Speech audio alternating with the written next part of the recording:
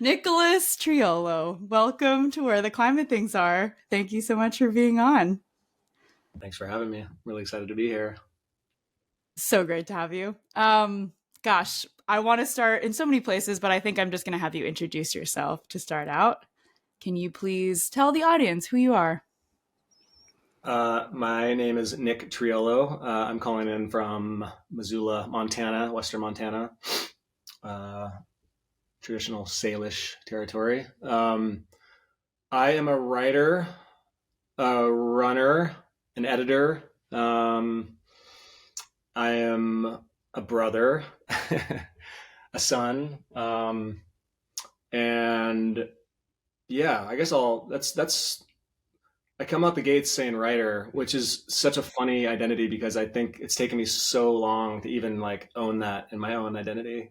It even feels strange now to say that, and I feel like I've like done enough in the trenches to like call myself that. I actually like somebody recently was identifying them as like verbs, like they wouldn't say writer. They're like I write or I chef, but I'm not a chef. And so I like that kind of dynamic, like identity as verb. So anyway, That's awesome. Yeah, it is funny when, even with runner, I feel like I said that yesterday to someone. I was like, well, I run. Well, actually, I'm kind of injured right now, so I kind of don't run, And then I went into this whole thing and they were like, you can just say you're a runner. That's fine. You yeah, know, yeah. that's the things, that's the kind of like imposter syndrome that I feel. And if it makes it, for what it's worth, I refer to you as a writer. And so it's interesting, like the kind of all age old thing of like how people perceive us or like how we perceive ourselves and the differences there. Yeah. So you write. I'll I say write. that, but like Nick, he writes. I write. I He write. writes. Yeah. A question that even though we have talked about this podcast not just being about environment, I do ask folks who come on the same question, which is around your aha moment on climate or environment. And again, you can take that as you will. But what was a light bulb moment, or even like a detrimental moment of realizing like we're in trouble and we need to do something and we need to protect these spaces? Um, I think a lot of my sort of environmental and climate awareness, consciousness, sort of like was really seated in my years living in Portland, Oregon, in my mid and late 20s, mainly because there was a large, like really robust community that were having conversations about like being in right relationship with the world and the sort of intersection of social and environmental stewardship, integrity. I was like, I threw myself into Occupy Wall Street when I was there. I had no business being there. Like I had no idea what I was Whoa. doing, but I was definitely moved. I wanted to bring it up, not necessarily as like a pat on my back, but to say that in my kind of mid late 20s, I found myself sort of like in the mix at Occupy Wall Street in Portland. Portland had like the largest camp outside of New York City. And Right. so it was like this very robust, very deep, as you can imagine, Portland. And so I found myself at these like demonstrations and the sort of caucuses and was like doing some organizing and was like doing some banner drops and like um, and really had to sort of backfill a lot of my own deprogramming or defrag of like of what it meant to be in right relationship with the world. And that was in my late 20s. That was after graduating college in 2005. That was after like a lot of travel, a lot of like intercultural experience. Um, I think that there was some seeds kind of planted in my undergraduate years, like where I went to the University of Redlands in Southern California. I spent a lot of time in Joshua Tree. The university was adjacent to Esri, which is the company that owns like basically developed GIS, and so I did a lot of like GIS applied studies out in the Mojave, and that was probably just like the sort of like more matured, sensible kind of understandings of climate, environment. But then I guess when I got to Portland, I was kind of like seasoned and ready to be really moved and sort of like sort of like undone by what Occupy was doing. in a lot of ways, and it had, Occupy had all sorts of problems, of course, Mm. and yet it really like, and I know a lot of people who like spread from that moment and were deeply moved professionally, spiritually, and personally, and politically, and it totally politically like galvanized me. And that brought me to grad school where in Missoula, where I am now, where I committed to a master's of science in environmental studies, with a focus on creative nonfiction. And then I guess most explicitly, and I'll stop talking, is that Missoula is actually a city of about 80,000 people. It's actually set in the bottom of a glacial lake, like a dried glacial lake. Yeah. So it's like this kind of bowl, like you're in this kind of flattened bowl with the Clark Fork River that runs right through it, east to west, and and what also runs through it are coal trains that come through here multiple times a day, Mm. mile and a half long, all beans going west to export to Asia, I believe. So when I moved here in 2013 for environmental studies, a master's of science in environmental studies, I was like watching and hearing the coal trains all day. Like I could hear, so I could literally see like climate change being like Huh. running through my intellectual and creative inquiries, and that brought me to getting involved with like climate activism on campus. It crescendoed into a direct action where we went to Helena, the capital of Montana, and sat on on train tracks and like stopped and got arrested for stopping coal trains in Montana. And that was a big leap for me, in taking sort of my conviction and what I know, where the sort of front lines are in our climate conversation, and like sort of just getting kinesthetic with it, like getting sort of out of my head and sort of like getting in my body. And that felt generative. That felt like a big leap for me. It felt vulnerable. Mm. It also felt performative. It felt like sort Mm. of shallow. It felt, I had, it felt like my ego was involved in that also. So like we could talk about that, but so I've grappled with that action for years Mm. afterwards, but nonetheless, that was like a huge part of my sort of like environmental land ethic evolution. And that was 10 years ago.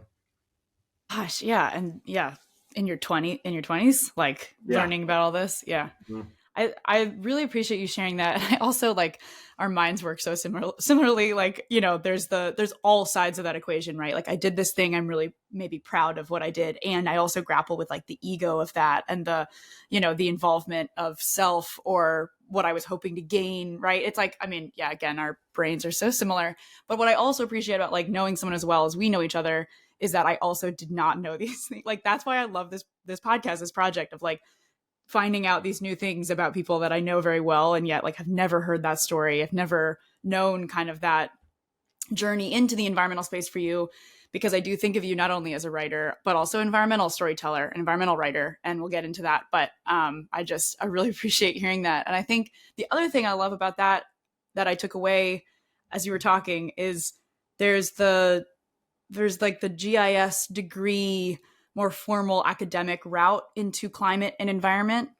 And you sort of have both of these because there's also the activism or I mean, or fill in the blank, like just the involvement in a different way. Like I think folks, and we've talked about this, but folks who care about the environment, oftentimes, I think right now, especially we're in a moment of like climate scientists are around. We want to hear from them. We want to hear climate science. We need to hear more of that. We have amazing science communicators that exist in the world. And I think there's a lot of folks that care and want to get involved and yet shut down when they're sort of like, but I don't know enough. I don't know enough to get involved. I don't know the right answers. I don't know I'm not an academic. I'm not a professional in this way. And I want to like underscore what you just shared is that there's so many ways there's so many ways to get involved. And granted, like it might not be folks sitting on a train track or like, protesting in that way or activating in that way, but how you just said, like, I felt it in my body. I got involved from like a physical standpoint because like that was my connection to environmentalism, where like it felt really right in that way. And so I appreciate you sharing that. And I think it's really important for people to hear that because there's so many ways to get involved. And it's not just getting a fancy degree and working in a fancy job kind of thing. Um, will you also talk more about your journey into writing? And yeah, I say it as a verb, writing, instead of being a writer.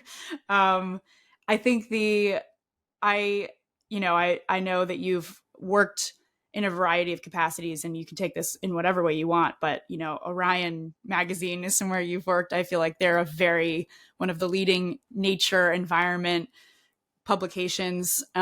You've gotten degrees in creative writing, like just to the point of both there's like the professional quote unquote job way into something, or there's the feeling it in your body, doing it as a passion. Like, what was your journey into writing like for you? Yeah, I was thinking about that a lot this morning on my run, and I mean the journey, the journey started just kind of as a reader, as a journaler, like just an obsessive like chronicler of my days. I have like, you can't see it behind me, but there's like a stack of like 1,000 different little like scrappy journals with bad poetry and dear diaries. But We love that. but yeah, but I think that what really struck me was, I mean, not to bring running into this too much, but as a I am a runner. I was a long distance runner in Portland during those years. And I was always a writer before that. But what really struck me in the running, like the long distance running, was I was having these like deeply sort of like mind altering experiences running, 100 miles at a stretch or something. And I just wanted to make sense of that on paper. And I think that the beginning of my writing career was predated my running career, but it I think that what writing was doing was for me was to sort of like um, triangulate my experience as an individual in a larger field of relations over time. It actually started like I when I graduated college in 2005, I spent a year like serving tables and you know weed whacking and doing carpentry, just like saved a bunch of money and went traveling by myself for a year and woofed around the world. That worked on farms and I wrote this like online blog. If anybody knows what a blog is out there anymore, it was a travel blog, a web Wait, log. does it still exist? I Can don't we think it still does. find it? Oh, I Oh, was gonna link I hope to to it. God it does not. But every 2 weeks, I would like write a little dispatch every 2 weeks for a year. So whatever, however, I'm bad at math, but whatever that is, many times. And I just felt this repetition, and that was actually like a developing that built this like aquifer, this fundamental sort of like base of the practice, even though it was terrible. That sort of evolved into like a personal website blog that I would write about my running. I would write about my like these crazy experiences running, and then that sort of then evolved even further into this intersection of the phenomenology and the sort of pyrotechnics of a human in the more than human world, and what what creative ways and forms might we understand, what might we develop, might we study through forms of fiction and poetics and creative nonfiction to um, I mean, what is storytelling but building our empathy muscles and our compassion by listening to someone else's experience, to finding ourselves in someone else's world that they've built for us, to sort of like blur the lines of our own narcissism and like find ourselves in someone else's field of play. And so I was really curious about that being what a beautiful intersection of like helping like add my writing or my voice or study the canon of storytelling that helps us like join a larger field of relations with the world, and explicitly talking about the environment, explicitly finding ways in to talk about ecology or wildness or our lack thereof, our like domesticity or our what a beautiful way to like slow the reader down and find some sort of graceful aesthetic to talk about these things. And so that brought me to grad school to really take it seriously and be like, this is a craft. There's a tradition here that's very long, that extends far back in time. I mean, you can call any writing environmental writing, if you really think about it. And so like blowing up that sort of genre is something more, really kind of like egalitarianizes, I think, in some ways, the sort of some of the gatekeeping that environmental writing has traditionally been sort of critiqued for. And so I think the last 15 years for me has been really trying to study the canon and also it's like understand my particular voice, my particular like sensitivities in the more than human world, and these questions that are like that somebody recently told me that the essay, like the word essay, is actually like I don't know it's like French or something for like attempt. I don't know if it's French. It's the etymology of the word is actually to attempt, to try. Hmm. And so I think of that a lot when I think of like when I get to the blank canvas and I try to write every morning for a few hours. And I think I'm just attempting. I'm trying to nibble at questions that I have. And right now, the last 10 years, they've been pretty specifically about how humans, how like when I write portraits of other people, how they are interfacing with the more than human world, with climate, with loss, with precarity, ecological precarity. And that's just what I've been reading too. I've been reading how people are doing that well. And I mean, the last thing I'll say is to kind of circle back to the climate, like sitting on those train tracks. The very first piece that I ever got published was about that decision to go sit on those train tracks. But it also brought in this history of, it was called the In the Way, which is I'll just like launch into this for 35 seconds. I promise this won't be Yeah, please. long. No, I want to hear. The day that I got arrested, I got a ride back to Missoula after it all happened, and I went for a run. Here we go. And I ran up this local mountain called Mount Jumbo. It's like if you go to Missoula, everyone knows Mount Jumbo. It's like looks like a big elephant. It was named after Jumbo the elephant, which was an elephant that was stolen from Africa and like basically put on a charade on the Barnum and Bailey circus. And so I was sitting on this mountain in Missoula, watching after getting arrested for stopping coal trains, watching a 1.5 mile long coal train snaking through Missoula, like literally, I think it was the next day. And I was like, wow, this machine never stops. Okay. My acts feel trivial, but I was watching and I was sitting there watching this kind of snake of coal moving west. And I was like, also considering this name, this kind of settler colonial name, Mount Jumbo, and thinking how strange that is.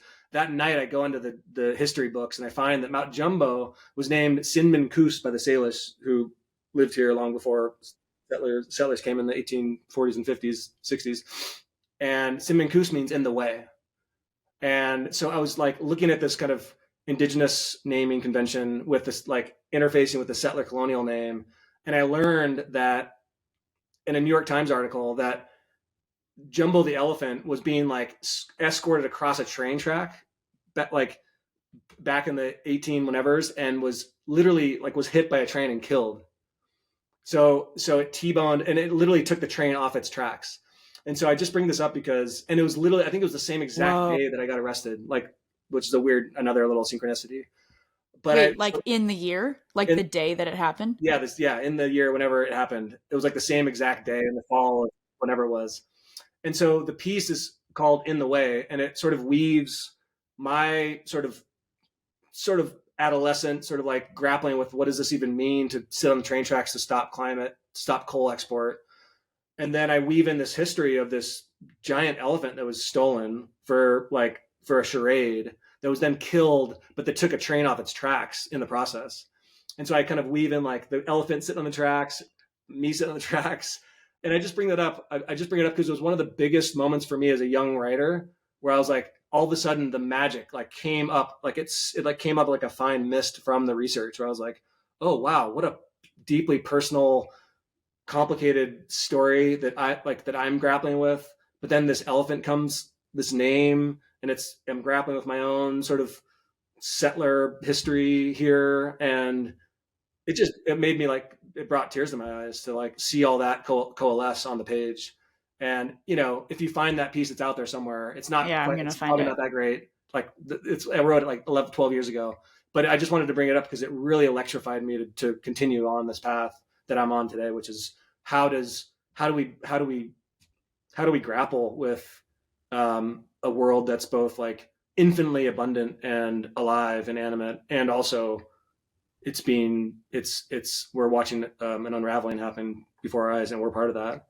How do we grapple with that? It's the best way I know. For me, I'm not a musician or a painter, but like for me, it's the single best way that I can actually bring my heart to the table and actually like think and feel my way into that dilemma or that opportunity. I will find it and I will share it because I'm like pretty speechless right now. I mean, I think thank you for sharing that. I also am very excited to read that. I think the title In the Way is also, there's so many layers to that. And like even as you said that, I'm realizing, yeah, like, you know, are we like both colonially and also environmentally, like what does it mean to be in the way or out of the way, and like sort of sharing the space or passing the mic, if you will, or like taking action on climate? Is that like still how are we in the way or out of the way, or like facilitating change in a positive sense? But that's very interesting, and also like wild coincidence of like so many parts of that story. What a cool, like, I mean, that's almost an aha moment in of itself. Like crafting that story and putting it on the page, I'm sure was its own like drawing parallels and aha, this is like, these are, a lot of forces at play in the world as you're sitting on the top of a mountain watching a coal train come through the town that you just tried to stop. Like it goes on, this degradation, this like destruction, or these sort of systems we have in place like kind of keep moving through the world unless we, maybe putting ourselves in the way is also like the point too. So Yeah, totally. whoa, that's cool. Okay, I'm like, all right, I'm gonna pause the podcast, go read it, and come back now. But I kind of I wonder if folks will do that. They should. Whoa, okay. Man, I'm gonna keep going, but like that story is really resonating with me, and I feel it as we talk about it. I'm like, I really it's making me think a lot about just like how we are in the world and how we show up in this conversation. Um and I want to also learn more. You mentioned that you're a long distance runner. And that is actually how we met originally, sort of. So I feel like our mutual friend Yassine Daboon, who was my coach, I can't remember if I was already coached by him, but yeah, I think so. He was my coach when I lived in Portland, and I think I showed up in Portland after you'd moved to Missoula. But I'd heard tell of this person, this writer, this deep thinker and runner, and my good friend Faith Briggs and I were enrolled in a WUFA Wilderness First Aid course in Bend, Oregon. And do you remember that there were like a bunch of students in the class with us? Yes. It was like the three of us and some other adult people, not to say like it was like a couple people that weren't in like a class of students, and it was kind of like 20 or 25 of us. And I remember being like, I think you said your name or something. I was like, that sounds familiar. You look familiar. And I finally went up to you and was like, I think we know each other. Or I was like, we don't know each other, but I think Yassine, we both like share a mutual friend. And it was a wonderful way to start a friendship. But Do you that, remember? that, I do remember them being lots of younger people in there, but do you also remember me coming in a half an hour late because I slept through my alarm? I was like sleeping in my no, truck somewhere, and I had like, I honestly don't, but that's okay, amazing. that also happened. That is amazing. Oh, well, that's probably why I was like, who's this guy that just walked in late? Oh, I think I know who this is. Totally disheveled. I mean, Faith and I camped that night over by Smith Rock and had like such an amazing time, and then ended up staying, I think, with Amy Sproston, who's also an ultra runner who was out in Bend at the time, maybe still there. Anyways, we had such a wonderful weekend adventure. I think it was like literally 2 days of WUFA, but I remember it like obviously formed, our deep bond. But like the point here is the running connection. So Yassine is a wonderful friend and badass ultra runner. He's been around in the sport forever. And I know that you said it sounds like Portland was kind of origin story for you of distance running, which I also honestly credit Portland. I had run one ultra, one trail race before I got to Portland, but man, the community there was so vibrant, so enlivening, so supportive. Like I realized I could be whatever kind of runner I wanted to be and just show up and get involved in community, be in community with people. So I was curious if you could talk a little bit more about like your journey into ultra running and how it lives in your life today, how it shows up for you even today. Yeah. It's a long story and I'll keep it short, but it really changed the course of my life. I moved to Portland in 2007. Met Joe Grant, who's now a Black Diamond athlete, still one of my best friends. I sat next to him in a cubicle at this like nonprofit that we were working. I always told myself I'd never work in a cubicle or like a desk job, and I was like there. I was working at a desk job, and all of a sudden this like long-haired hippie dude sits next to me, and he says, "What's your name?" I said, "I'm Nick." "What's your name?" "Joe." "You look tired, Joe." And he's like, "Yeah, I just ran 62 miles through the mountains like this weekend." And I was like, "Did you say six?" And he's like, "No, 62 miles, 100K." I ran the Waldo. So he had just run the Waldo 100K. I had never Whoa. heard of such a thing. I was like, I'd never run more than maybe 5 miles. Thus started just a kind of a bromance of all bromances. And we would run together all the time, became best friends. He brought me kind of into the world of long distance trail and mountain running. Met Yassine. The three of us were just this sort of like triad of we train a lot together. I just kind of threw myself into that world for 5 years, however long that was. And which sort of like got me into the whole, I mean, so many races, such a beautiful community, as you said, made some of my best friendships, got out in the mountains more than I ever probably would have otherwise. I was spending every weekend and pretty much every morning, like either in Forest Park or like in Mountain Hood, around Mountain Hood, Oh, get the I miss it. Mountain. Oh my gosh. Yeah. I like smell it right now. Yeah. Um, I just knew that place inside and out. And that was, again, probably like a huge part of my land ethic evolution, or like my understanding of my environmental ethic, I suppose. But it brought me into sort of competitive running, which sort of brought me to about like 2012, where I ran. So I end up, strangely enough, I run Waldo myself. I get a golden ticket, strangely. Yeah, which is wild. But it was like a fake golden ticket because um, I got third, but the first two runners that finished before me, it was Dave Mackey and Ian Sharman. They both had like finished top 10 the year prior, and so they were automatically. That's not a fake golden ticket. That's a legit golden ticket. I barely made it on the podium. I got a golden ticket, which is wild. Can we quickly say golden ticket means that you get to run Yeah, Western states? I mean, we're right. not going to explain it. I'm not even going to try it because I don't even understand the whole system. But it basically, in short, means like it's a ticket to run Western States 100, which is a very famous 100-mile race. I just want to like clarify for people that don't know what golden ticket is. Yeah, Totally keep going, keep going. understandable. Yeah, Biggest 100-mile race maybe in the world, happens in California. It's called Western States. It's like impossible to get into. There's a yeah, lottery. yeah. Um, and I ran this race. It was probably one of my best races. I was like out for blood, and all of a sudden I found myself with a golden ticket. I had run like an IT band that was like squirming out of my pelvis, like my like Oh, it was like the tightest, gnarliest IT band problem of all time. But I ran oh through my it, god. got third place, got a golden ticket, ran Western States the next year, and that was like a peak experience, I think, in my development as a runner. And Yasin and I, just to bring him back into the conversation, Yeah. he also got into Western States that year, and so we both trained all spring and summer for the 2012 Western States, which was, I think, was one of the coldest Western States on record. Um, and Which what does that mean? Like for folks again with not a lot of yeah, reference, like a cold Western states is what? it was like sleeting in the morning. So you start up in Lake Wow. Tahoe, you start really high, and you basically run towards sort of Sacramento or like Auburn, is where it Yeah. ends, and it gets really hot. It's like infamous for its heat, and I think it got up into the upper 90s or something, maybe triple digits. But normally it always gets well into the triple digits. You can Yeah. like fry an egg on the pavement. It's Yeah. Yeah. Yeah. it's pretty Interesting. gnarly. Yeah. Anyway, so I run that race, and then I had a really like I had a really strong shift in my psyche and in my relationship with running after that. I just kind of got to that finish and something shifted in for me. And I needed to focus on something else. I think my whole life was like Hmm. that part of my life was just really over indexing on competition, on like running way too many miles. It was kind of like the Anton Krupicka years. Anton Krupicka is a famous runner from Boulder.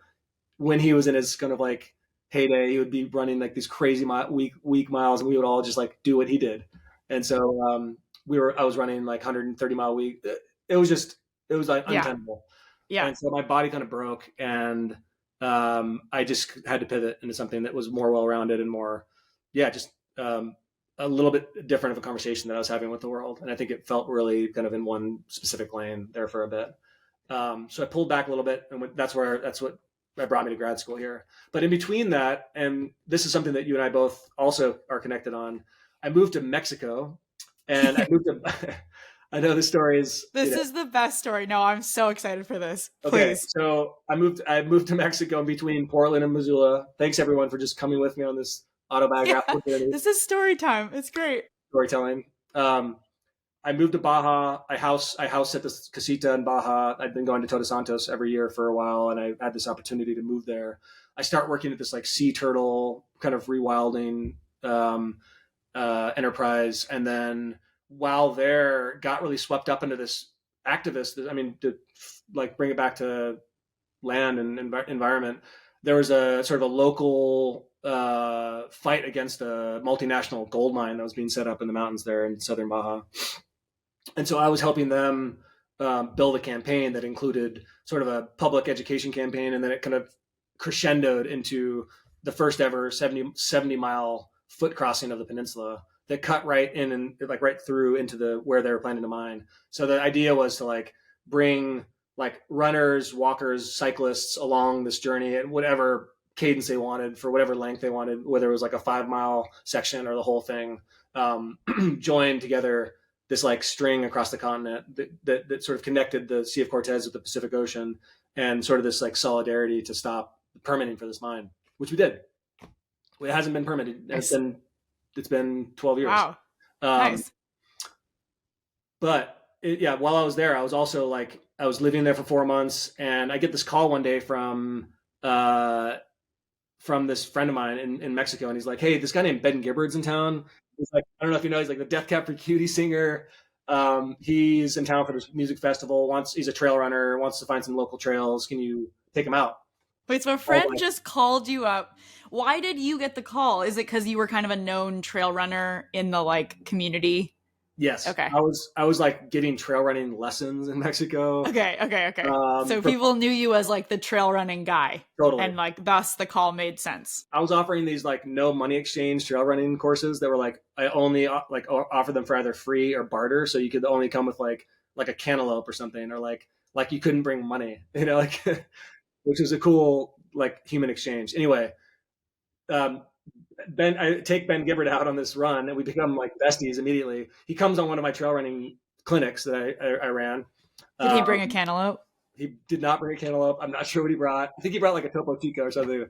Okay, we'll accept that from Ben. Yeah, something like that. Anyway, we become best friends. Long story short, he basically invites me. He was just, if anybody knows the Postal Service, which is sort of an electronic side project that he was doing with this DJ, Jimmy Tamarillo.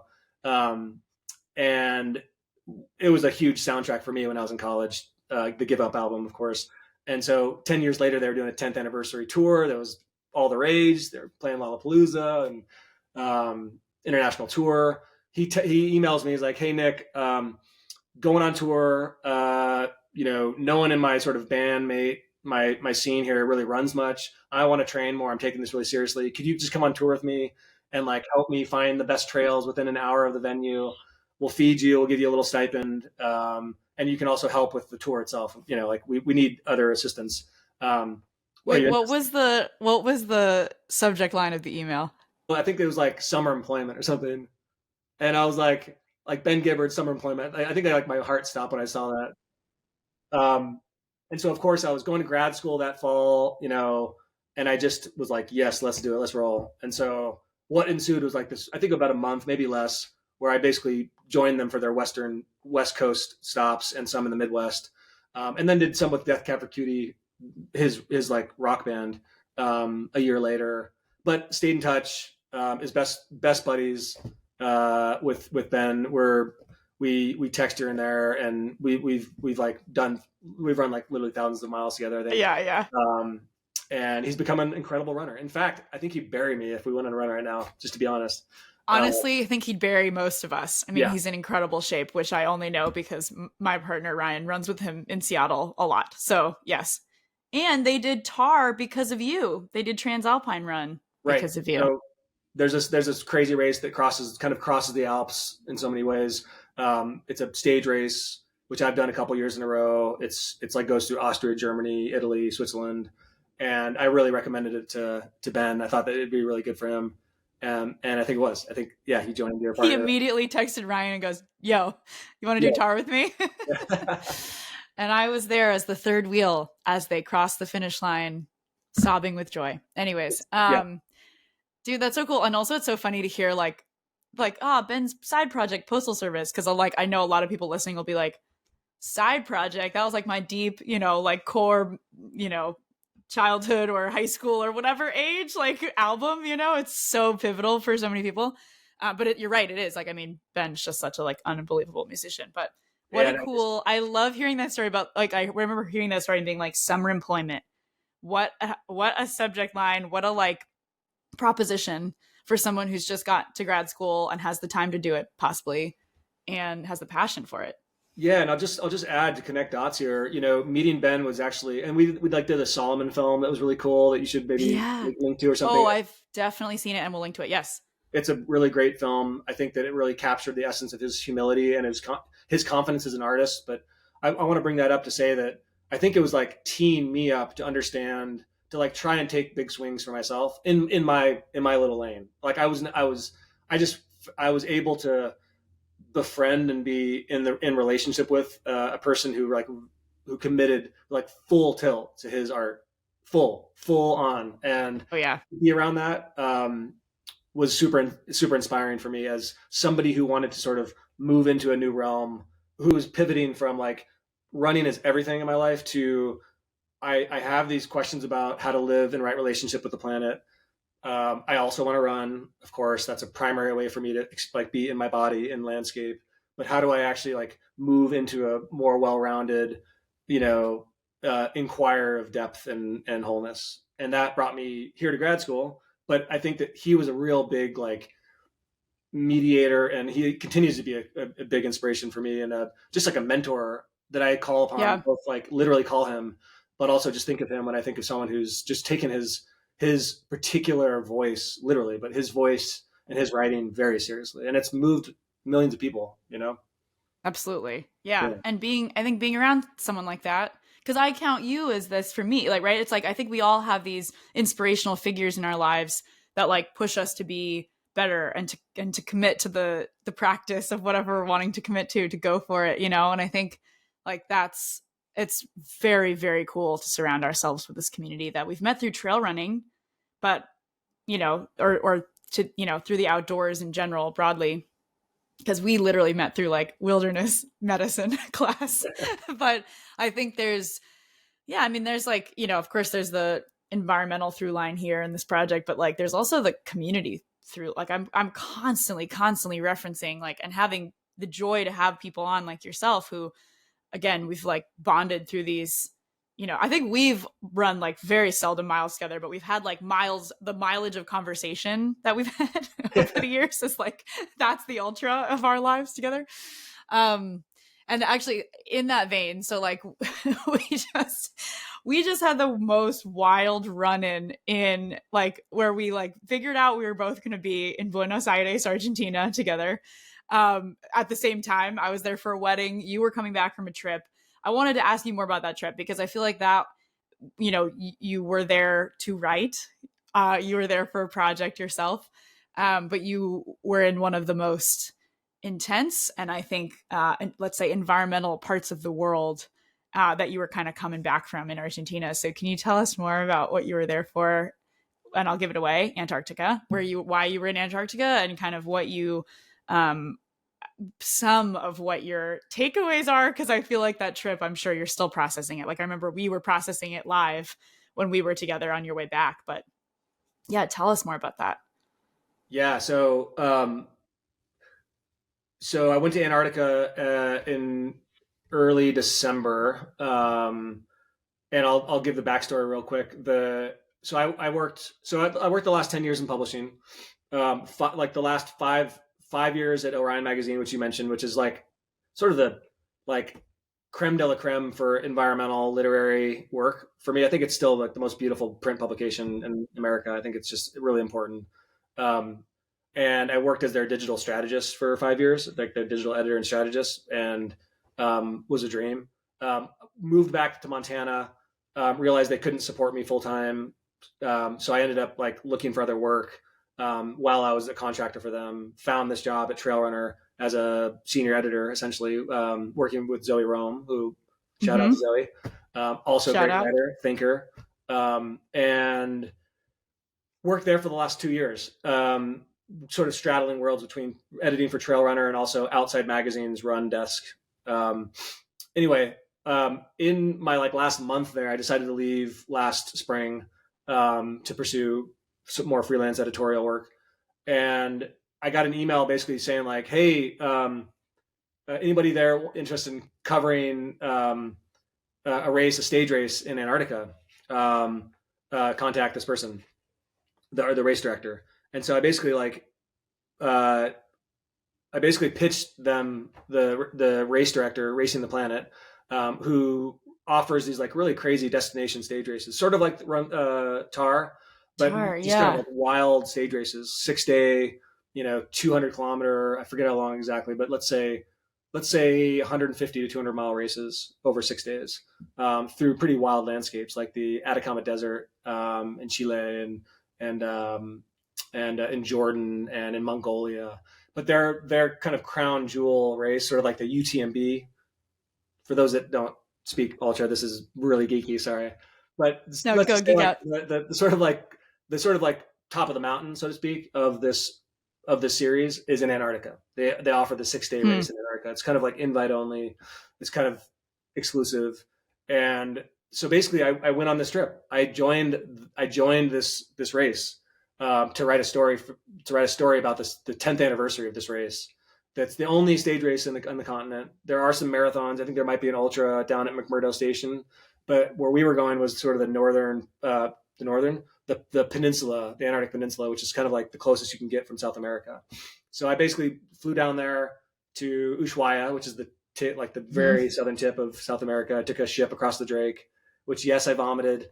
I was The We Drake were all wondering. is terrible. Oh, Apparently, we got a very calm. You either get the Drake Lake or the Drake Shake. Apparently, ooh. and it can get up to like 50-foot swells, like very terrifying. We got a lake, and I still was nauseous beyond belief. Still, how many days is that boat ride? It's about a 3 day, 2.5 day, 3 days from Ushuaia, so it's actually not bad. 2 full days on open water. And so basically, I spent 2 weeks in Antarctica. The race is about we were about 10 days total on the continent, and we would basically live on the ship, and we would zodiac out to various stages in various places. Um, and That's cool. so I ran the first stage of the 6 stages to just get a sense of the course, and they also offered like an ultra marathon day, like race in tandem with the stage one. And so you're like running. I remember when I first stepped foot on Antarctica. I guess it is like I consider it. It was the seventh continent that I'd been on, so that was a thing. But it didn't Wow. feel like balloons didn't fly up, and I didn't cry. It didn't feel like and I mean this when I say this.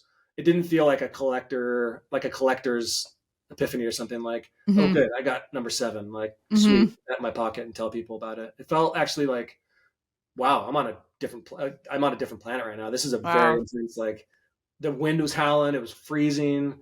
Um, there were like you could smell penguin shit. Like there was like so penguins run Antarctica. Just like newsflash, there's like millions and millions of penguins on Antarctica, and they're very like they activate the olfactories, so they're very smelly and in beautiful ways. I found it really endearing.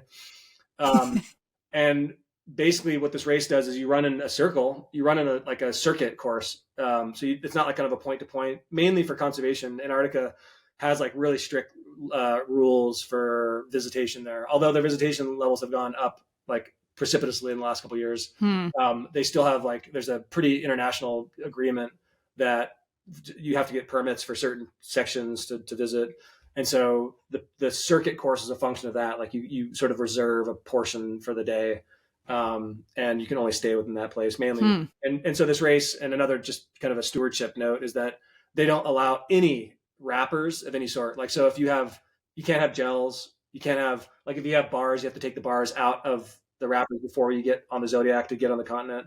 So you have to bring like a little reusable container with all your food in it. So I just bring it up because like I had this little reusable container that over the course of like 10 hours of running in Antarctica, I would like go to my little drop reusable container, and there'd just be like this mashup of like Cliff Bars and like boiled potatoes and like little gummies all like mashed up together because I kept taking them out of the wrappers.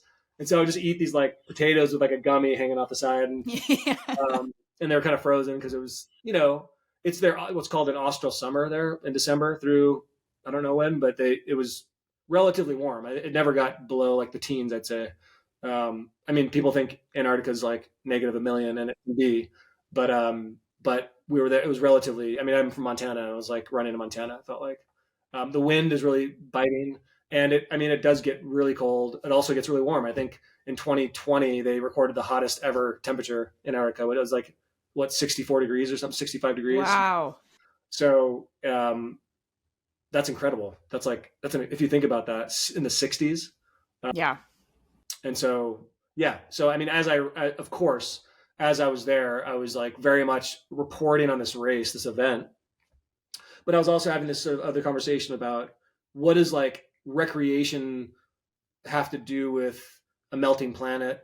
Are we bearing witness right now? Are we actually like witnessing with our hearts what's happening while also enjoying ourselves, while saying yes to like this dream of being on the, in Antarctica, which is a beautiful dream to have. I mean, a lot of people were like in tears when they first saw Antarctica, and so was I. I was deeply moved. I mean, it's a stunning place that I can't even fully. I'm a word guy, and I can't like find words that actually. It's kind of like transcends the verbal.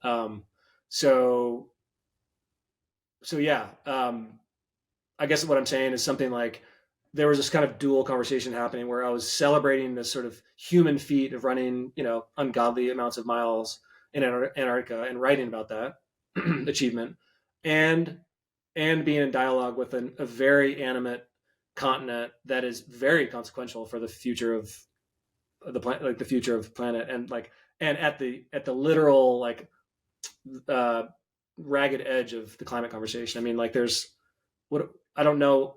I'm no climate scientist, but I know that like 70 to 80% or something of fresh water is like harbored in Antarctica right now. If you can like wrap that around your head, 70 to 80% of all fresh water is like held in trust by this one continent on the bottom of the planet. And, I just read this beautiful book that I recommend anybody read called The Quickening by Elizabeth Rush, which is a beautiful sort of creative nonfiction environmental book about her getting on a sort of scientific expedition to the Thwaites Glacier, which is one of the most, like they call it the Doomsday Glacier. It's like one of the biggest glaciers, the most accelerated melt on the continent.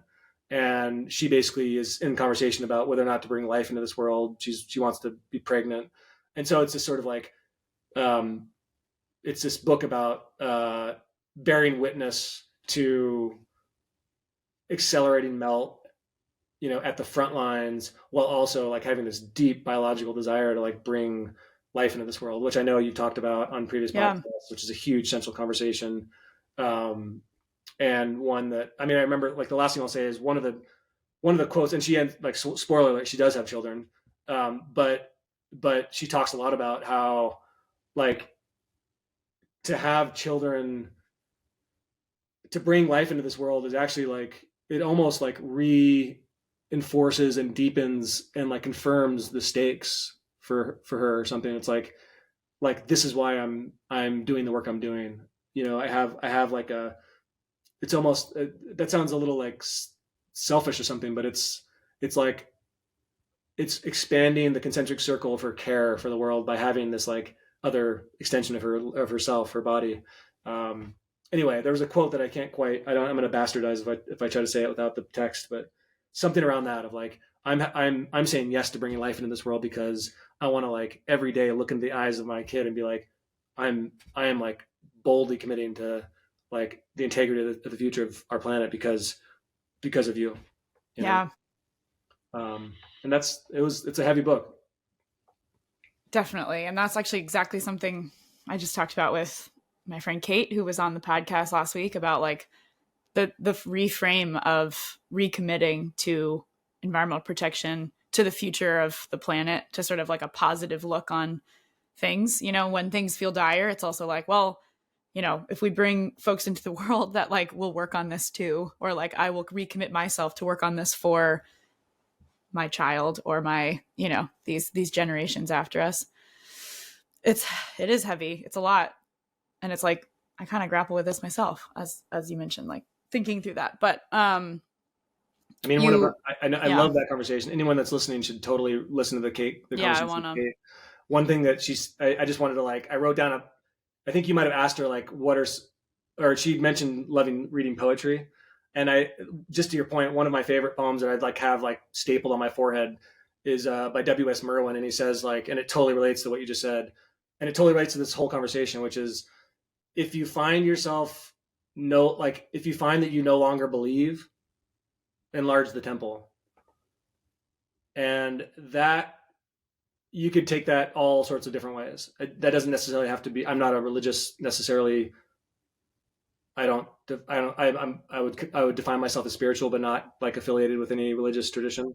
But to enlarge the temple when we find ourselves in deep despair, which if anybody's tapping into the news these days, it's like, it's a wild West. absolutely. How to, to enlarge the temple is to, like, that's the game. That's the game right now, to like find ourselves in an ever like animate concentric circle of belonging, I think. And yeah, anyway, sorry. I forget how I No, got don't be sorry. I mean, this is also thank you for saying it like that, because that was the perfect segue into my next question about circles there. and Yeah, and right. your forthcoming book. I mean, those listening will have heard you mention running in circles, circularity being, you know, in kind of that pattern of movement.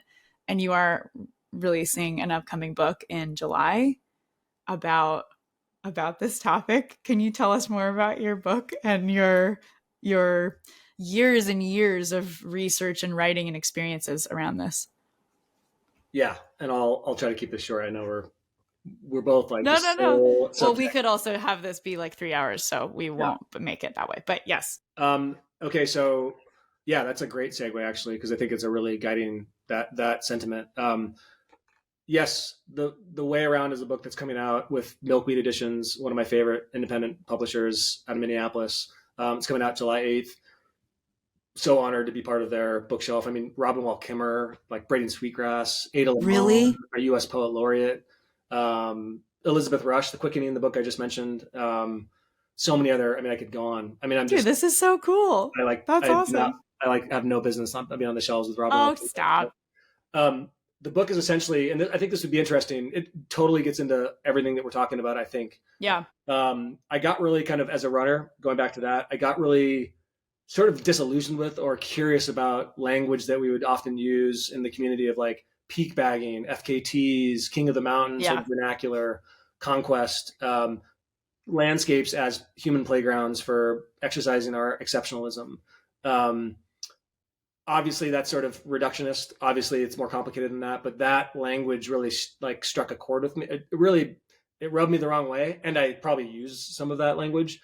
I probably approached landscapes in that way. I probably still do in some ways, but I started thinking like, what's up with us? What's our sort of like obsession with summits and wanting to like get to the sort of this linearity of objective to the top we go, and that's where we find sort of God's eye at the top or something. And so I started like researching stories of people who would like stay off the summit, who would like almost as like a ritual, like they would walk around mountains, like do circles around mountains. And I learned that this is like a very deep, like several thousand year olds like religious practice that is performed in like every major religious tradition, and secular traditions also, like secular. I mean, it's a so I got really into the weeds on this like tradition of people who would like basically kind of find a kinesthetic way to restrain themselves from the top. And I found that really intriguing. And then I also Mm. sort of started thinking that this way by which going around something, like going around a mountain as opposed to like just single-mindedly up, was actually a really beautiful way to think about like respecting and honoring the like the wholeness or the totality of a place, a self, another person, a partner. To imagine yourself like forever encircling someone that you love, some place you love, and just being with the sort of attending to the various valences or aspects of a place, as a way of just being like, yeah, this whole thing is welcome here. This whole Mm. I am like a pilgrim that is like on that never ending path to like to be in right relationship with, be in an intimate relationship with the place or with myself. And I actually literally think of that as like when I write, when I'm with a loved one, when I'm with myself, and when I'm thinking through things, I'm trying to imagine from all different angles, and that can bring in, you know, a question of inclusion and social justice. Like when we're talking about environmental climate, we need to make sure, like we white people, like the two of us, for example, there's so many different ways to look at a mountain. There's so many different ways that the conversation, like to be able to, um, not that we're the arbiters of inclusion necessarily, but like the that every like valence, every aspect of a particular, how climate is perceived, climate change, like is perceived in infinite different ways, and in Mm-hmm. cultural understandings, cosmological, spiritual, scientific. And so to be able to like think of the climate conversation, just to not to like shoehorn this in, but um, is to actually think of it almost like in circumambulatory terms. Like we are thinking and feeling our way into these solutions in ways that aren't just one way. Like it's not like the technocrats can like solve all our problems by seeding our clouds with mercury or something. That's the way. That's like that's the techno solution. No, that's like we need technologies to help, you know, uh, absolutely. And we also need like poets, and we need like I mean, of course, traditional ecological knowledge. We need, you know, we need thinkers from every perspective. And that for me is like a way, it's far larger than the actual pilgrimage of walking around a mountain. So the whole book basically kind of it blows that up. It like uses that shape, that route, as a way to really think and almost like defrag, de-learn, unlearn my sort of short-sighted linearity of thinking about things. And Hmm. that I guess the last thing I'll say is that behind underneath every story is a shape. I believe. There's this really cool book called oh shoot, what's it called? Damn. Um, it's I called thought you were like gonna pull it out from next to oh, you. it's You were called. like looking for it. I have literally like 25,000 I books, know. but I it's called know. Meander, Spiral, Explode, and it's all about design and narrative. And so this woman, Cool. it's kind of a nerdy book. So for all the like the nerds out there, this is like you should and I work with a lot of like writing clients. I edit people's books, and I recommend this book often because Yeah. basically what she's saying is there's these like fundamental archetypal shapes that like that form our narratives, our books, our writing, our the narratives that we follow in life. We follow shapes, and I make the argument in the book that we're following a pretty destructive, suicidal shape right now, in modern life. And the alternative shape of something circuitous is, of course, seasonal and ecological. It feels more like aligned with the environment and seasonality, but it's actually a way of thinking that like I'm beginning to think differently as I move through landscapes differently. And so that the whole book is essentially a 10-year meditation, moving like from Western Tibet. It starts in Western Tibet at Mount Kailash, this crazy mountain in the far west of Tibet. Moved to Mount Tamalpais, which some people might know, and then it ends actually here in Montana at the Berkeley Pit, which is actually I create my own circumambulation, and I walk around the 20-mile lip of the biggest Superfund site in the country, which is like a huge toxic copper mine that was left abandoned. And so it's basically looking into the pit and being like, all right, we've inherited this. We've inherited a deeply linear way of seeing the world, an extractive way of seeing the world.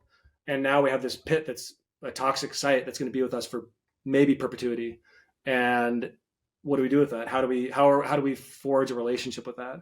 And so I basically spend all day and I've walking around and I trespass and like it was like a dangerous thing. Like there was like surveillance cameras, but I joined this hydrogeologist and we walk around the lip and it sort of ends, not to like spoiler alert, but it gets, Spoiler. that's essentially the architecture, and you can get the book and see how it all plays out. But it's just it was a deeply devotional practice writing this book, and I'm proud of it.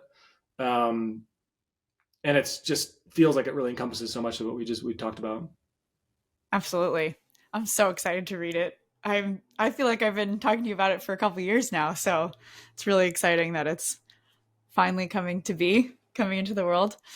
Yeah, I have so many things to say on like circumambulation, and I mean like just quickly, like, because I know we have to wrap soon, but like circumnavigation, or like running, walking around a mountain. I feel like that was something I didn't really understand what that was, or kind of the like point to point A to point B, if you will, or even like closing that circle of practice in running, at least until I got to the Pacific Northwest. And there are these volcanoes that are like, I mean, I think my first this brings it back. I think my first circumnav was with Yassine around Mount St. Helens. No way.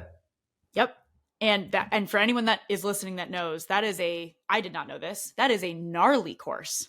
Like that is a trail that goes through like lava fields. Totally. I mean, like, I'll say it, like there wasn't even a trail, it was like bouldering lava fields. And I was like, Yassine, interesting that we've gone this way. But like, we were also marking for volcanic. We were marking the course. Dude, it took us forever. If Yassine is listening, like so much love and respect and appreciation for him pulling my butt through that trail, because he was like, it was slow going for me. And I was training for CCC. That was actually something like really quickly, gosh, our conversations do this, but like a quick note back to what you said about like running Western states and then pivoting to go to grad school. Like I ran this big race CCC, which is part of the UTMB world, very big trail race over in Europe.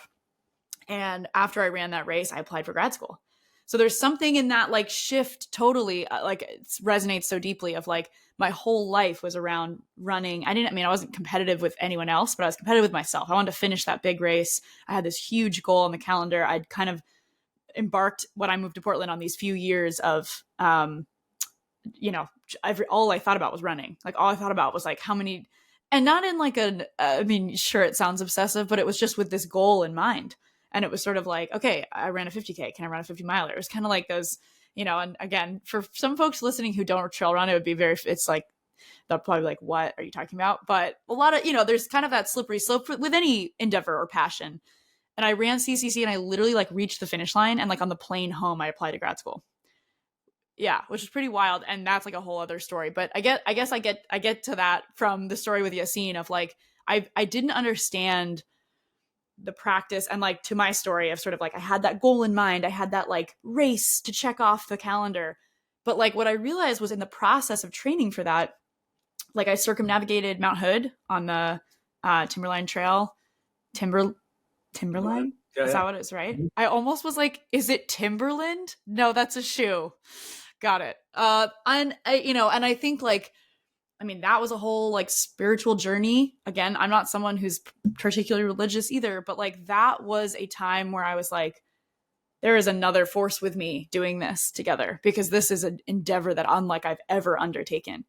And I think that, anyways, I think there's something quite magical in, and there's like the almost like, do I need to even say it, but sort of the necessity of making the link to circularity, which is like a very kind of academic concept in climate, right? Of like, or regenerative, both regenerative agriculture, but regenerative practices. It connects to traditional ecological knowledge, which like indigenous folks have been practicing for since time immemorial, and talk about this as like, yeah, we know this already. Like, we don't need an academic concept to like tell us that this is what we do. But this sort of idea that you've put into practice in this and tell these stories in this book is fascinating, because I feel like I hadn't really made the connection between, again, these like sort of amorphous concepts of circularity and how do we live a circular life. And then you're sort of like, how do I also, find myself in these patterns or like live in these ways, as you said, like every story, every book has like kind of a underlying pattern or shape, and realizing that, you know, I I don't know. I mean, I was also like, I don't know if I want to announce this. I lived in the Pacific Northwest and just moved back to the Pacific Northwest. And that is like, yeah, maybe people don't know that yet, but like that is, to me, that's like the biggest circle of all. Like there's been a really interesting full circle moment that I've just reached like in the past few weeks being up here and realizing like, wow, I'm here and like this feels really great. And it's also been but I needed to leave initially. You know, there's like sort of a whole story there too. But the circularity of this is something that like I've started to constantly think about and like constantly feel and realize and notice that shape in my life. And yet I didn't really have that connection to like running or walking or being on a trail in the same way until I started talking to you about this. So I'm so excited to read this book. Okay, three quick things. I know we're all right. One, my running relationship started at Mount St. Helens too. Joe took me on that was the first ultra distance, which for anybody that doesn't know what that is, it's just anything over a marathon distance. So anything north of 26.2 miles. Yep. The Lewitt Trail that circumnavigates Mount St. Helens is about 34 miles or something, más o menos. And I just got wrecked. I like showed up with like basketball shorts on and like a peanut butter and jelly sandwich. And I was just, it was hot. It was terrible. Dude. But I want to bring it up to say, I hear you, that mountain changed me. And I also want to note, just when we're talking about like sort of the discontents of peak bagging in this book, which I wrote, and it's in there. I realized later, like Mount St. Helens does not have a peak. It doesn't.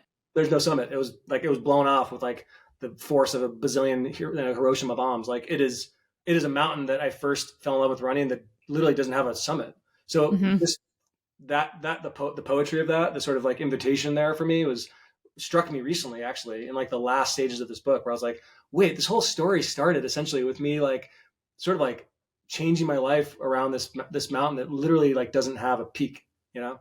So that really got me thinking about like our fixation on apex and peak and human exceptionalism, et cetera. And then, I just want to say that also you're in the Pacific Northwest, full circle. I'm in Missoula. I came here. I left for several years to go to Massachusetts to work at Orion, and I left to New Mexico for some time. And I decided to kind of full circle back here. So I feel that way too. That's also just an interesting way to see yourself. Paul Thoreau, the travel writer, talks about that. Like when you travel to a place that you've been before, but you're older, you're seeing your own evolution. You're also seeing the place. You're seeing culture. Yeah. You know, you're seeing technology sort of move by kind of revisiting places that you've been in previous chapters. And the last thing I'll say is, one of the main points or the main explorations in the book, which just might be a good way to like end this conversation, is something like, I am very much in like minute by minute conversation with ego, with the self.